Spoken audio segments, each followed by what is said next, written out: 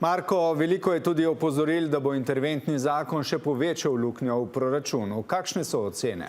Predvsem so si zelo različne, odvisno koga se vpraša. Skupen paket vseh sprememb naj bi proračun prizadel za dobrih 570 milijonov evrov, pravijo predlagatelji, ob stabilnejši energetski sliki pa le še za 400 na leto, ocenjujejo. S to oceno se nikakor ne strinjajo v odhajajoči vladi, kjer ocenjujejo, da bi ukrepi državno blagajno stali vsaj milijardo evrov na leto, natančneje 1,4% BDP. Kateri ukrepi pa bi odnesli največ denarja?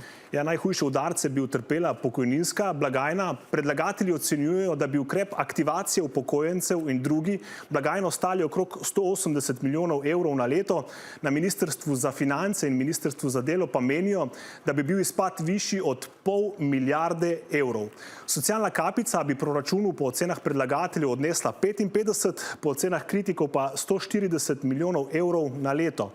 Nižji davki za energente in hrano naj bi odnesli med 100 in 200 milijoni evrov, več 10 milijonov evrov pa še oprostitve prispevka za dolgotrajno oskrbo. Ostali ukrepi, olajšave pri najemninah, razbremenitve normirancev in drugi, pa bi na leto odnesli še od 50 pa do 150 milijonov evrov.